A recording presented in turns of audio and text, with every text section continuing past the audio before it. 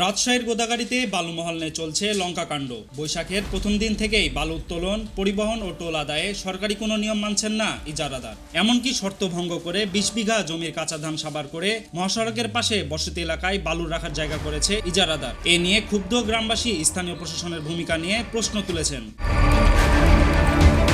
গোদাগাড়ি সুলতানগঞ্জ এলাকায় রাজশাহী চাঁপাইনবাবগঞ্জ মহাসড়কের পাশে প্রায় ২০ বিঘা ৩ ফসলি জমি বাঁশের বেড়া দিয়ে ঘেরা হয়েছে। সেখান থেকে কেটে ফেলা হয়েছে অপরিপক্ক কাঁচা ধান, যেখানে মজুত করে বিক্রি করা হবে পদ্মা থেকে পাইপ দিয়ে তুলে আনা বালু। কৃষি জমি নষ্ট করে বসতি এলাকায় রাস্তার পাশে বালু রাখার জায়গা করায় ক্ষুব্ধ গ্রামবাসী। তাদের অভিযোগ, এখানে বালু রাখা হলে বাতাসে উড়ে বাড়িঘর নষ্ট হবে, বালুবাহী যানবাহনের শব্দে টিকাদায় হয়ে যাবে তাদের, নষ্ট হবে এলাকার পরিবেশ। এছাড়াও জলাবদ্ধতার সৃষ্টির আশঙ্কাও করছেন তারা।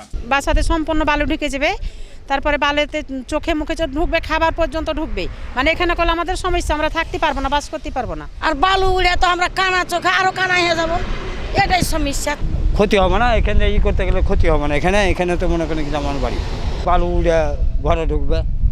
আর ওই তো পানি এখানে যদি ড্রেন যদি করে তো যাবে, পানি যদি ড্রেন যদি করে তাহলে তো পানি চলে গেল। আর ড্রেন যদি না করে তাহলে পানি সম্পূর্ণ এসে এখানে আমাদের এই নয়নজুড়িতে ঢুকবে। এখানে যদি করে তো আমাদের এক গাড়ি কালকে ওগুলো ফেলেছে, তাই আমরা বাড়িতে থাকতে পারছি না। তাইলে কি আমরা থাকতে পারি?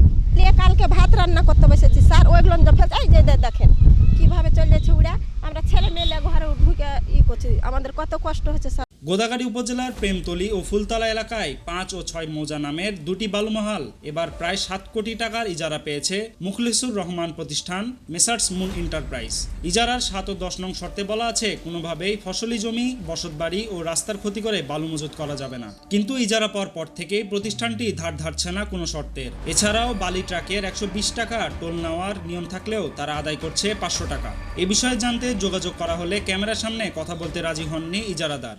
আমরা লিজ নিলাম কি নিলাম না কোনো নাই, নিউজ হয়ে গেল যে ধান কেটে আমরা বালি ফেলছি করছি, তার জমি সে কাটছে, সে কৈফিয়ত দিবে, তাকে প্রশ্ন করবে। তবে ফসলি জমি নষ্ট করে বালু মজুদের জায়গা করা হলে তদন্ত করে ব্যবস্থা নেওয়ার কথা জানালেন স্থানীয় প্রশাসন। যেহেতু হচ্ছে যে মাত্র আপনাদের কাছ থেকে জানলাম, হ্যাঁ, এবং এই বিষয় হচ্ছে যে আমাদের কাছে আর কোনো আসে নেই। আমরা হচ্ছে যে অবশ্যই হচ্ছে আইনানুগ যে ব্যবস্থা নিয়ে সেই ব্যবস্থায় নিব। অবশ্যই হচ্ছে যে যেভাবে উল্লেখ করা আছে চুক্তিপত্রে এবং হচ্ছে যে আইনের ভিতরে থেকে হচ্ছে তাদেরকে হচ্ছে যে কাজ করতে হবে। এর বাইরে আর অন্য কোনোভাবেই হচ্ছে যে কোনো কিছু করার, আইনের বাইরে করার কোনো সুযোগ নাই। যদি আমাদের কোনো শর্তের বরখেলাপ হয় তাহলে আমরা অবশ্যই তাদের বিরুদ্ধে আইনগত ব্যবস্থা গ্রহণ করব। কারণ এখানে জেলা জলমহল কমিটির অথরিটি আছে যে যদি কোনো কন্ডিশন ভায়োলেট হয় তাহলে তার বালুমহাল বা ইজারা বাতিলও করতে পারবে। সো আমাদের কাছে সেই অপশনটা আছে, যদি শর্ত কেউ না মানে তাহলে আমরা তার বালুমহাল বাতিলও করতে পারবো।